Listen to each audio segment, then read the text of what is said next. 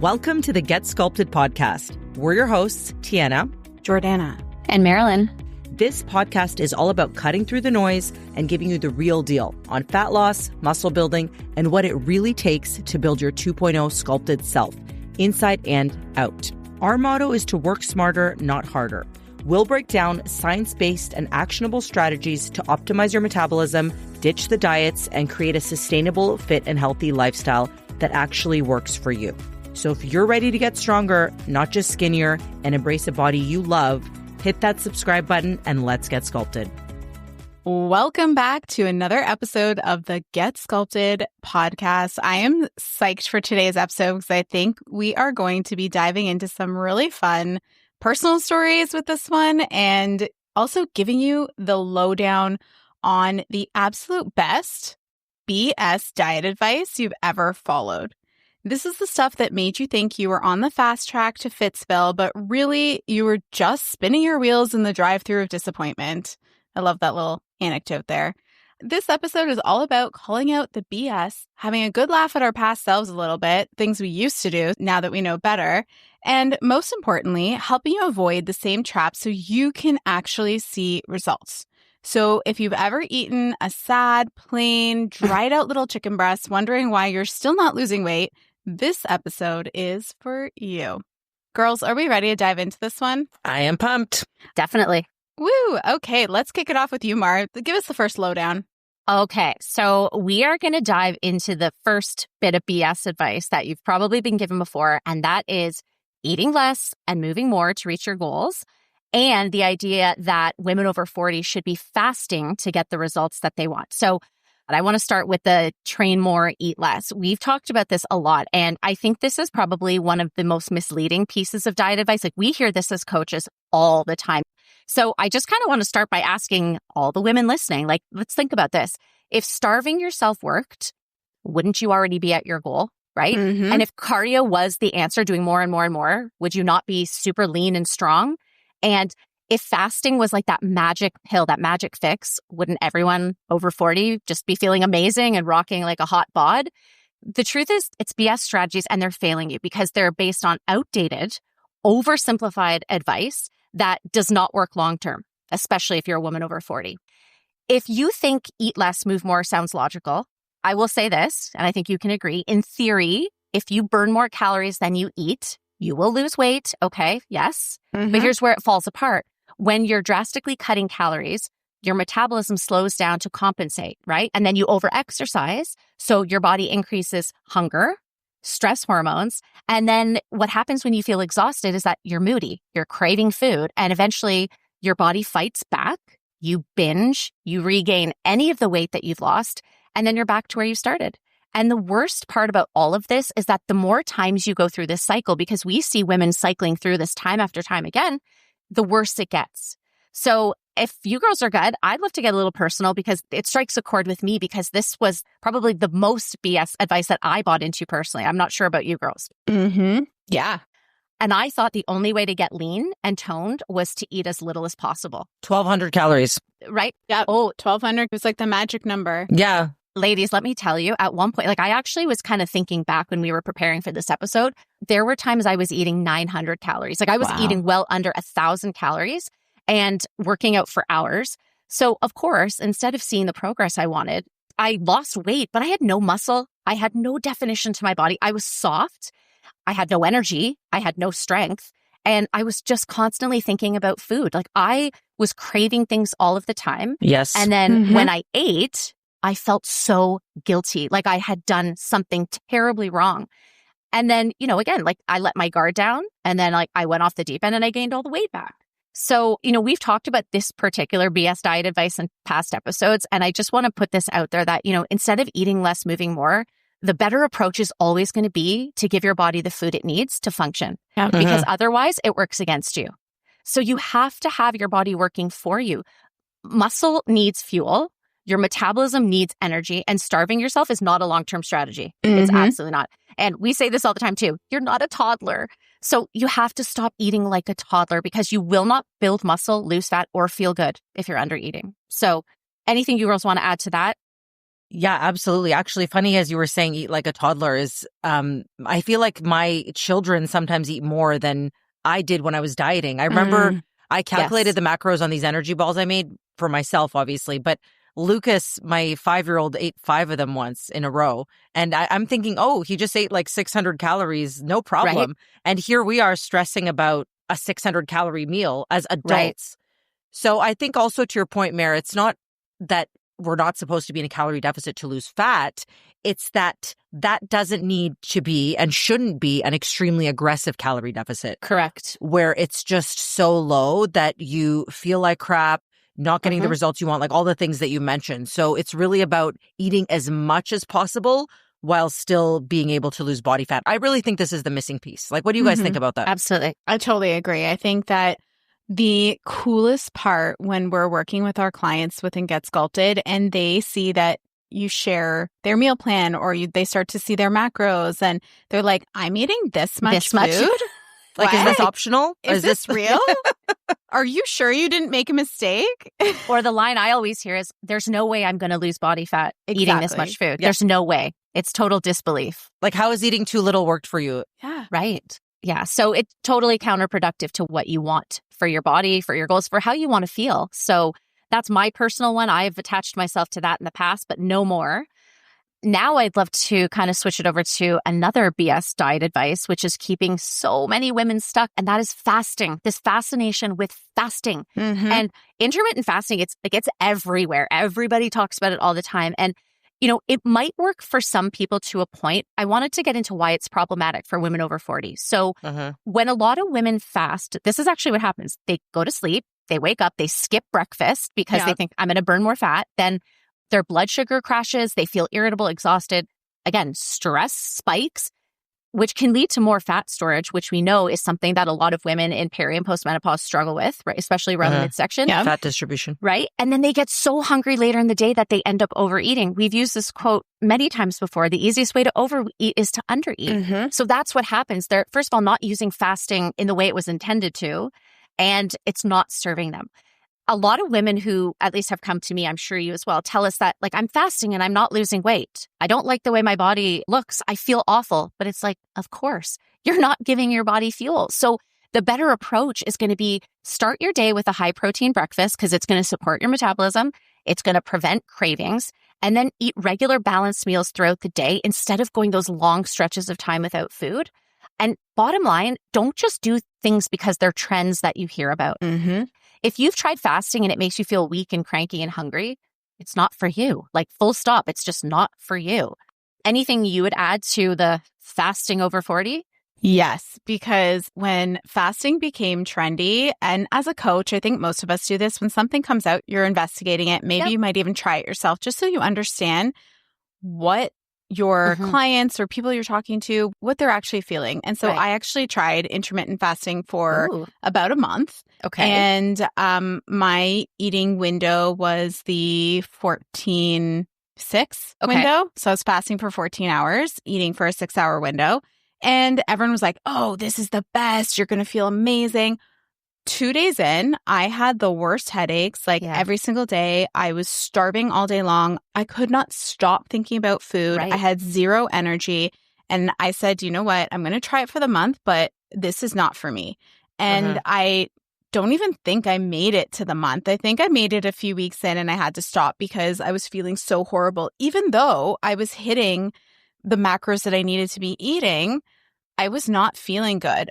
I'm kind of the prescription of like, eat when you want, as long as you hit the nutrition. Yes. So if someone does feel like they need to do intermittent fasting or wants to try it, like, I'm not that opposed to it. But I do think that you have to listen to your body. As we age, we need more balanced meals throughout the day. We need to manage our blood sugar levels. We need to manage our energy. And the only way to really do that effectively and consistently is to spread out your meals. Agreed. And allow yourself to enjoy the food at a period of time. The other part of it is so socially restrictive, fasting. It's like, absolutely. I can't imagine going out for brunch with like friends or family and like, oh, sorry, I can only have black coffee. I have to just sit here and watch you eat because I'm not in my feeding window yet. Like, to me, it's not a sustainable lifestyle. It's so unnecessary. Like, that's what I come back to.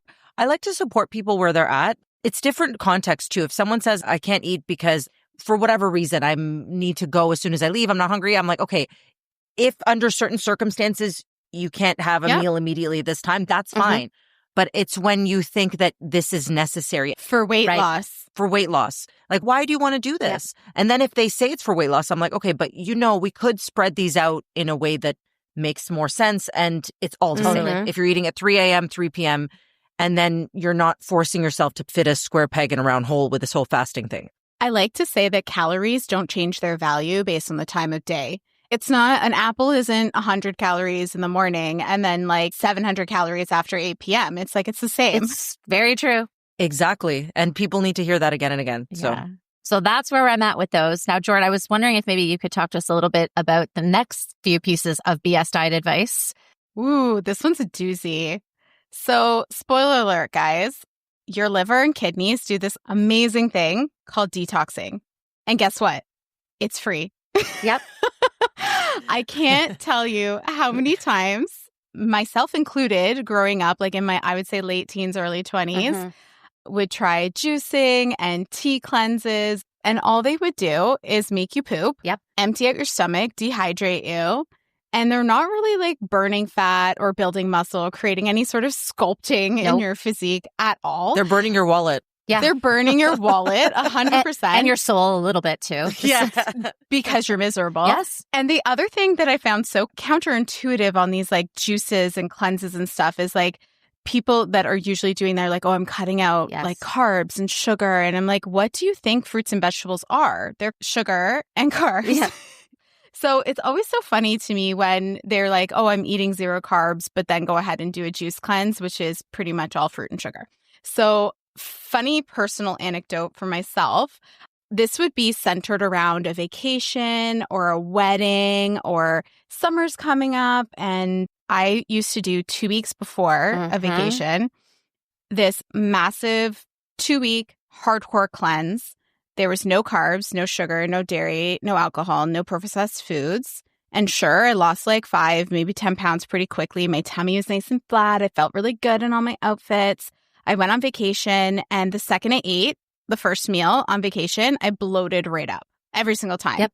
Or I would be so careful at like the event because I knew that by the end of the night, I would feel really, really sick because I hadn't been eating enough food or variety, and then I wouldn't feel good. And then after that event, I used to do this like 5-day reset, and it had like green drinks in it every day and all of this like crazy stuff. So unnecessary. So unnecessary. And it was all about just like trying to lose quote unquote water weight that I ended up gaining on vacation. But really, if I had just been consistently eating mostly whole foods with some variety, higher protein-led meals, lots of fruits and vegetables, I would have gone into the vacation or the event feeling a lot better and stronger and leaner, enjoyed the foods at the event because I would have had the confidence to navigate that vacation or the wedding. And then afterwards, just like keep living my life because it wasn't a big deal. Right. In this way, you make like a 1-week vacation turn into like a 6-week ordeal. Right. And you just repeat that every year. And it's so demoralizing. Yes. And it just like completely deflates you. And then you end up in this like cycle stuck thinking you just have to look for the next cleanse every single time. It's no way to live. And when you're in it, you think it's normal. Like even Mare, when you were talking about your whole being tired. And I think back to when I was there, exhausted, underfed, brain fog. I felt 20 years older than I was, to be honest. And I thought I was Miss Health. And I'm like, what the heck was Miss Health about that? What's Miss Health about freaking spending $50 on greens that make you go poop? Like nothing. Like who wants to pay to have diarrhea on purpose? Right. To that point, it's, well, maybe I had to be there, but kind of funny. I feel like I did all of these things. So just I'm going to preface this with I feel like I have a personal story about all these things we're going to talk about. Good. However, I, for a period of time, did cleanses and I lived off shakes, literally. So it was kind of like a protocol of like you live off shakes and then every so many days you would do like a cleanse. Okay. So aside from the fact that I felt like crap, I literally hated it. So I think it was like every 6-7 days I had to take this drink and it actually was almost like a purgative. Okay. The taste of this drink, the smell of it would make me gag. So my Ugh. husband, I'm already gagging. this is wild, okay? We would be in the kitchen. Mike would hold something under my nose that smelled good because I couldn't smell the drink. And I would choke down this drink while smelling something. So, do you know what I mean? So I could kind of almost trick my senses. Yeah, like disassociated. And I was like gagging and gagging. But why? Does that sound pleasant to anybody? Like, aside from the fact that it didn't work. We've heard it all. If you're doing this right now, yeah, you don't need to live this way. You made such a good point too, Jordan, about like the cycle, because I used to do this a lot before a vacation. And yes, I would feel so great, but I was a mess when I was there. And then it was like the guilt and shame coming back. Yeah. Because I didn't really like enjoy myself. I wasn't present. And then because when I got back, I was so bloated and so uncomfortable. In my mind, it was like, well, I screwed up again. I was so good going to the vacation and then everything went to crap. And it was just the worst cycle for me mentally and physically. And it's such a painful cycle. And the proof is you can come out of it. Like you don't have to live in that cycle by taking a more moderate approach on your nutrition, including all foods, making sure you're cycling those foods through in like a month, being able to go out and celebrate and have a great dinner, a birthday celebration. Like all those things are so important. Getting in enough fiber, drinking enough water. The thing is, you might gain a couple pounds on vacation, but the second you get home and you just get back into routine, time and time again, myself and every single client I've ever worked with has just gone back into their normal life, doing what they normally do, lifting heavy, eating well, sleeping well, drinking water, and their weight normalizes within less than a week. And your body is going to reward you by being consistent. That was actually exactly what I was going to say too. The scale is something that we talk about a lot and that people obsess with. And everything we're talking about, losing weight, having these cleanses have the scale drop, freaking out when weight goes up when you start eating, it all comes back to the message that the scale is not everything. And gaining weight is actually really easy, but gaining fat actually takes a lot more effort than people think. So the scale spiking up could be for a number of things. And the scale going down could be a number of things like losing water than just losing body fat. So all those cleanses you're doing that make you go up and down, you're not actually even making a measurable dent in your body fat. Exactly. Yeah. And can I just make the saucy comment that like they cost so much money and it's such a waste. Like, let's just be honest. Those companies that make all this nonsense, they want to keep you stuck because you're going to buy more of their crap. So like it's a waste of money, of energy, of mental space. It's terrible for your body. So I'm pretty passionate about this one because I don't even want to quote how much money I probably spent on cleanses and shakes and stuff. It was thousands of dollars. There was a lady who, in this mom group that I'm in, and I never comment on mom group. I sent it to you guys. I remember this. Oh, yes. Someone said, my daughter wants to do a cleanse. I guess her daughter's like 12 or something. And she was like, not saying, oh, I'm so alarmed. What can I tell her? She's like, is there any cleanses that kids can do? And two things scared me. Number one, that the mom is okay with the daughter doing it and like helping her, and that she doesn't see a problem with it. And number two, that people actually give their kids cleanses. Yes. There was someone in the comments who had said, I give my kids cleanses all the time. And they were saying it for other reasons other than weight loss. But it just really concerned me how the messaging from these cleansing companies, like diet propaganda, misinformation, all of these things can really give people dangerous messaging. And it's the illusion that they believe it's healthy because it's things like fruits and vegetables and blended drinks. And they're all under the guise of being healthy. And people are stuck on time. They don't know what to do. There's over-information. They want something that feels simple and easy to execute. And these types of things tend to hit the nail on the head when they're marketing. And they are expensive because they feel like a premium. They're like, oh, we're taking care of all of your needs. You just have to drink this one drink every day for 10 days and you're perfect image of health. Yeah. And so being able to like give that to your kid and have no idea what the long-term impacts are on them or like what their energy levels are like. Like they have to go through school all day long. And guess what? Like we forget what that feels like, you know, recess, running around, gym class. Like it's very demanding. And their little bodies. And the mental messaging, that was the concerning thing for me. 100%. Like a young girl, think about how many of us, that's a whole other separate episode, but how much diet culture influenced us into a lot of problematic things, which even just sending the message that you're fundamentally flawed and need to cleanse is doing. Yeah. Totally. Yeah. That's a no. It's awful. On that note, I think that we could talk for days about this. Yes, we could.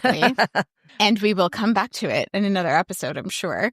But T, I would love to hear from you on our next one. Absolutely. I'm excited about this because we're talking about one of my favorite things, which is carbs.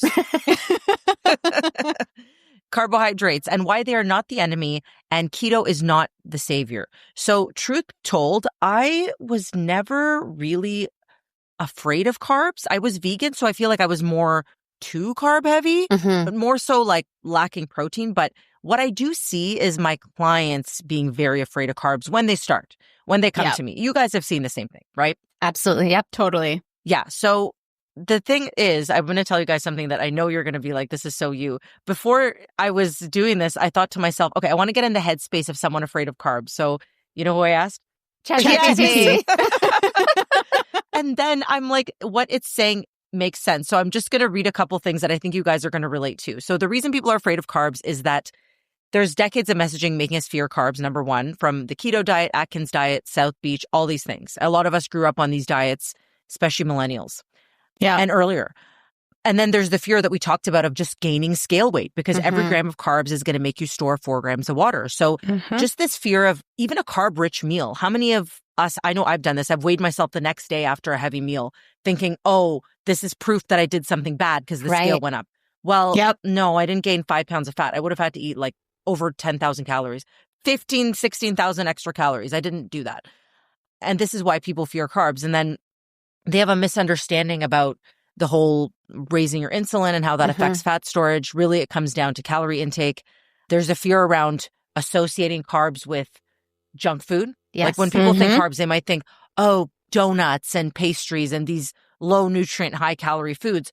But chips and stuff. Yeah. exactly. Processed food, which, I mean, it doesn't take anyone with a nutrition degree to know that chips are not the best thing to have all the time. Right.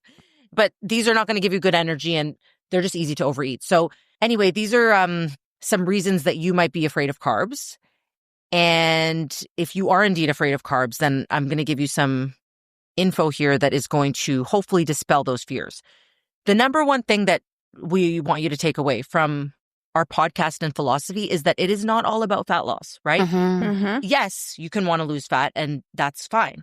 But we also want to focus on building muscle and being strong and living an awesome life, feeling limber, feeling able in your body to do all the things you want to do. And that starts with really focusing on having good quality training. So the reason we don't want to be living a low carb life is that it's going to give you energy for your workouts when you consume carbohydrates. So these are the most readily available energy source through food. You can use these to fuel those tough sessions, lift heavy weights, and this is ultimately going to lead to you building more muscle, building more strength. And that is ultimately going to lead to you being more toned, being more sculpted, and having this body that you want to have that you think comes from low carbs. So I would love if you guys would share, actually, were any of your clients pleasantly surprised at how much better their training felt when they ate more carbs? All of them. I was going to say same thing. Everybody. I think of one of my clients in particular that she went through a fat loss phase first, and then we started increasing her calories, and she went from 1,600 calories to about just under 2,500 calories a day, staying at maintenance. Like her scale weight is leveled off pretty much. And incredible. She had only regained like less than 2 pounds that whole time as we increased calories. And she's eating 275 grams of carbs a day.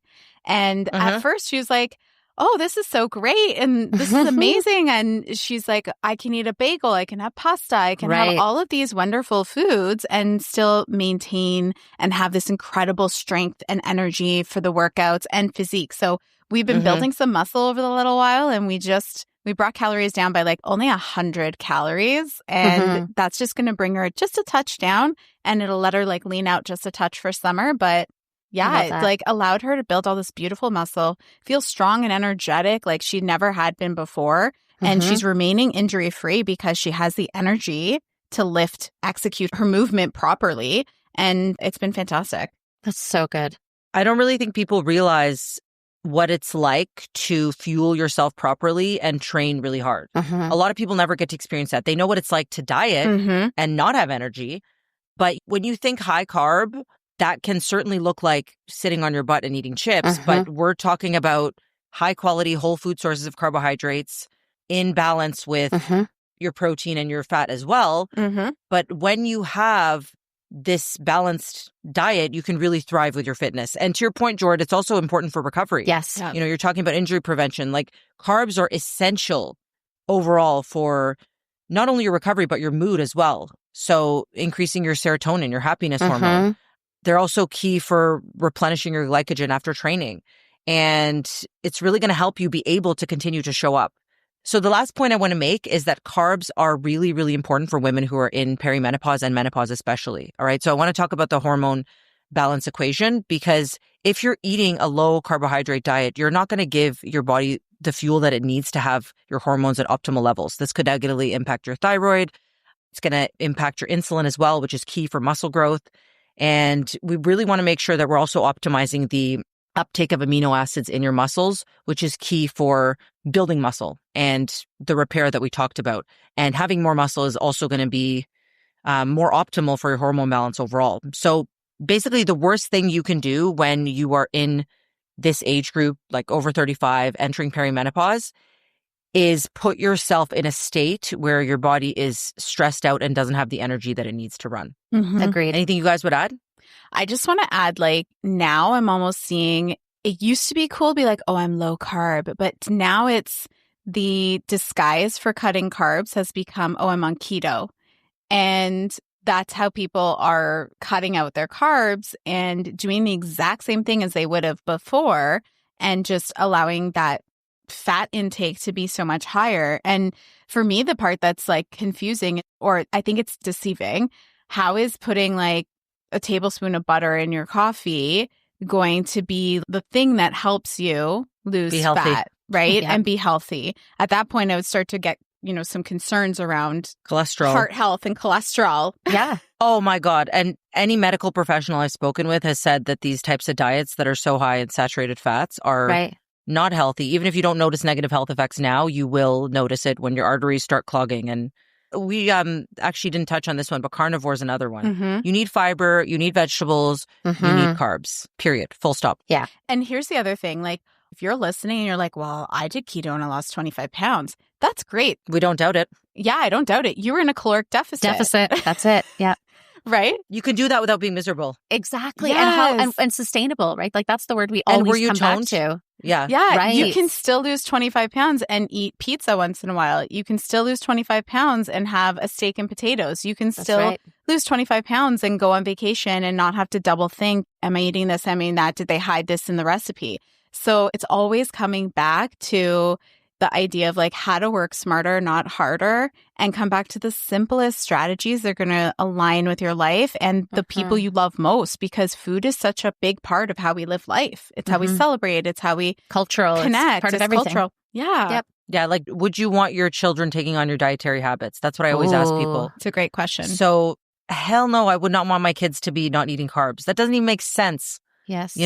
That's powerful, actually. That's really powerful. Encourage you to think about that one.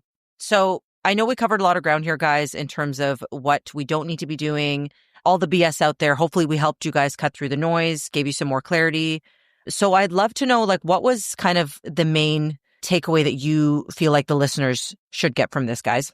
I'll go first. So since I kind of spoke to the eat less, work out more, fasting kind of BS advice, first thing is if you are stuck in that eat less, work out more trap, thinking that or fasting is the magic solution, this is what I feel you need to remember. Starving yourself is not going to speed up fat loss. It's only going to slow down your metabolism and completely deplete your energy, likely leading you to binge eat. So again, totally counterproductive to the goals you have. For fasting, while it might sound like a quick fix for most women, especially over 40, it's going to backfire. It's going to increase stress, slow your metabolism, and make fat loss harder. So bottom line, stop fighting with your body. Please, please, please. If you take anything from this episode, it's work with your body, work with your life, fuel your metabolism with enough food, especially protein. And if you're going to go into a deficit for fat loss, make it moderate and sustainable, not extreme. Extremes, they do not last. They do not work. And chasing shortcuts is never the answer. That's my takeaway for today. Love that. My takeaway on detox cleanses and reset diets is that you are just burning a hole in your wallet by investing in these when your liver and kidneys do this incredible detoxing thing all by themselves for free. And you would be better set up for success by taking that same investment that you're obviously willing to make and put it into a block of coaching with somebody who's going to show you how to actually live a sustainable life so that you're not feeling the need to rely on detoxes, cleanses, and resets. That's my 2 cents. I love that. And my takeaway from carbs not being the enemy and why keto is not going to be your savior is that it's really not all about fat loss. And even when you do want to lose fat, there's different ways to skin a cat.